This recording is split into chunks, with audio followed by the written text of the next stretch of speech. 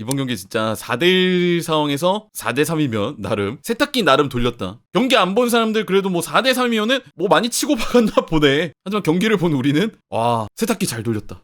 이걸 좋아해야 되냐 말아야 되냐 아유 괜찮습니다. 괜찮아요. 아쉬운 건 물론 있었습니다. 뭐 내가 개인적으로 얘기하고 싶은 거는 전반전 때 이 시스템이었잖아요. 예전에 아모림이 얘기한 것처럼 유로파리그에 집중하기 위해서 리그 경기는 어린 선수들을 위주로 많이 쓰겠다. 그 말처럼 딱 됐어요. 타일러 프레드릭슨이 선발로 나왔고요. 아마스도 선발로 나왔고요. 최전방에 치도 오비까지 뭐 어린 선수들 많이 나왔죠. 근데 이 시스템상에서 제가 주구장창 얘기하는 거지만 아모린 시스템의 핵심이 어디예요? 이 윙백 자리잖아. 이 윙백들이 공격력이 안 살면은 그 어느 곳에서도 공격이 안 됩니다. 중앙도 싹 다 죽어요. 근데 전반전까지 제가 제일 아쉬웠던 장면이라고 하면은 이 왼쪽이 됐든 오른쪽이 됐든 이 윙백들이 공격을 제대로 하는 장면을 본 적이 없다. 아마스 상대 전방 압박에 눌려가지고 앞에 전진하는 장면도 안 나왔고요. 도르구 혹여 위로 올라가더라도 파이널 서드 안에서 어색한 선택으로 볼을 탈취당하기 일쑤였고요. 이런 식으로 윙백의 공격이 못 살면은 아모림 시스템의 특성상 뭔가 시스템에 의한 득점? 이런 거는 절대 못 나오고 그냥 중앙 채널에서 어거지로 넣는 골들이 나올 수밖에 없어요. 그래서 전반전에 보면은 이 윙백들의 공격 가담이 제대로 안 살면서 메뉴가 좀 공격 상황에서 아쉬운 모습들을 많이 보여주곤 했죠. 근데 다만 이 전반전에서 좀 제가 의미있게 본 포인트가 이 이선 자원들의 플레이였습니다. 왼쪽에 가르나초, 오른쪽에 마운트.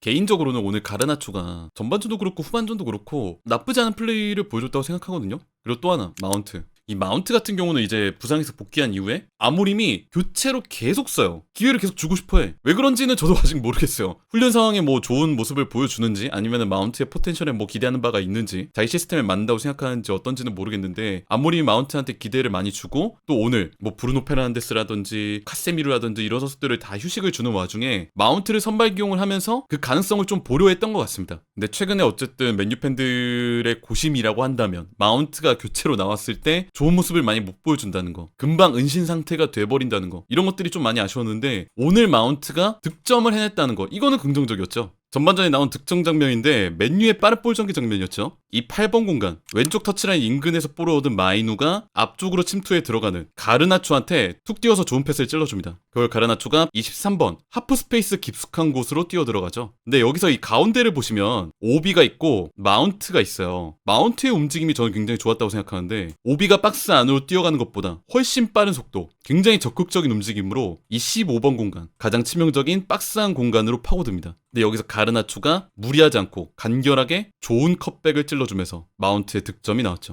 이게 사실 저는 되게 긍정적인 포인트로 봤던 게 아모림의 시스템에서 이 이선들 간의 연계가 저는 되게 중요하다고 생각을 하거든요. 한쪽 이선이 넓게 벌리면 그 반대편 이선이 박스 침투를 하거나 아니면 더 넓게 벌리거나 아니면 가운데로 들어와서 지원을 해주거나 그러면서 이제 반대편 이선이 13번 공간을 파고들 때 그 가운데 박스 안 공간, 즉 크로스나 컷백을 받을 수 있는 공간에 스트라이커랑 같이 다른 이선이 지원을 가면서 박스 안에서 수적 우위를 노리거나 이런 그림들? 그런 면에서 오늘 가르나초랑 마운트가 보여준 이 첫 번째 득점은 의미가 있었다. 그리고 제가 보기엔 오늘 맨유가 사실 4대1 상황까지 갔잖아요. 물론 이제 로테이션을 많이 가동하고 어린 선수들을 많이 내보내긴 했지만은 그럼에도 4대1이란 스코어는 팀 분위기상 진짜 너무 별로인 상황이 나올 뻔했는데 그나마 맨유가 4대3 스코어까지 따라간 거? 이거는 양쪽 측면 자원들이 바뀐 게 진짜 크다고 봅니다. 전반전까지만 해도 부진했던 그런 측면 공격이 특히 오른쪽 공격이 아마드 디알로가 후반전에 들어오고 나서부터 굉장히 많이 달라졌죠. 아시겠지만 이 아모림 시스템의 윙백은 그냥 윙어의 특성을 그냥 공유를 해요. 측면 넓게 벌리면서 공격적으로 올라가고 상대를 끌어들이는 윙백. 그냥 뭐 윙어의 역할이죠. 근데 오늘 도르구가 나왔을 때랑 아마드 디알로가 나왔을 때랑 정말 비교가 많이 되는 게 전반전에 도르구가 있을 때는 전진을 해도 브렌트포드의 수비가 한 명이 끌려 나옵니다. 한 명만 나와요. 그냥 한 명으로도 충분히 막을 수 있으니까.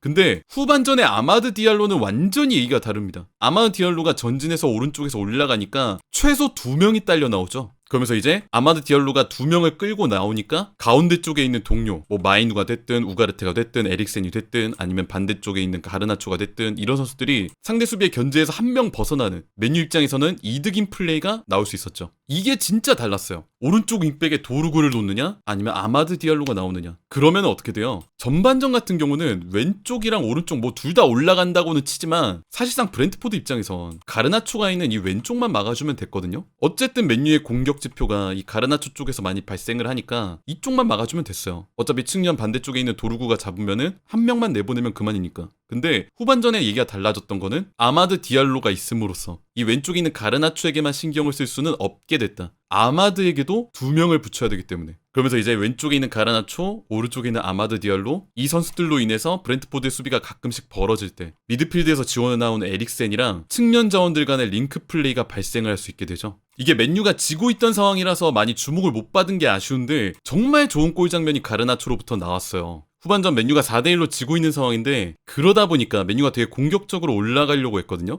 기본적인 라인도 많이 올라오고 이 선수 린델로프가 공격 가담을 합니다. 이 가운데 방향으로. 그러면서 볼을 가지고 있는 린델로프가 오른쪽 측면으로 넓게 벌린 가르나초한테 볼을 잘 찔러줘요. 가르나초가 그러면서 이 11번 공간, 넓은 공간에서 볼을 잡게 되죠. 근데 지금 가르나초의 움직임이나 크랙적인 플레이가 나쁘지 않다 보니까 브렌트포드 수비진들이 가만 보면은 하나, 둘, 셋. 3명이 가르나초가 있는 공간으로 끌려 나옵니다. 그러면서 이 하프 스페이스 인근으로 지원을 온 에릭센한테 아무도 마크가 없는 상황이 발생하게 되죠. 여기서 가르나초가 보여준 선택지가 좋았어요. 자기한테 수비가 3명이 달라붙는 거를 확인을 하고 자유로 얻은 에릭센한테 패스. 그러면서 본인은 이 13번 공간 쪽으로 횡적으로 뛰어가죠. 이걸 본 에릭센이 가르나초한테 간단하게 리턴을 돌려주고 가운데로 좁힌 가르나초가 대담하게 가마차기 슈팅을 시도합니다. 그리고 이게 골대로 빨려 들어가면서 맨유의 좋은 득점이 나왔죠. 이게 물론 아까도 얘기했지만 그 4대1 상황 정말 안 좋은 분위기에서 넣은 골이라 생각보다는 주목을 좀 못 받은 감이 없잖아 있는데 되게 좋은 골이었어요. 순간적으로 볼 끌고 공격 가담하는 센터백, 이 볼을 측면 넓은 상황에서 받아주는 이선, 이것 때문에 측면으로 끌려가는 상대 수비들, 이후 가운데서 자유를 얻은 미드필드 자원, 그 미드필드 자원한테 찔러주고 안으로 좁히면서 리턴 받고 간결하면서 대담하게 슈팅하는 이선.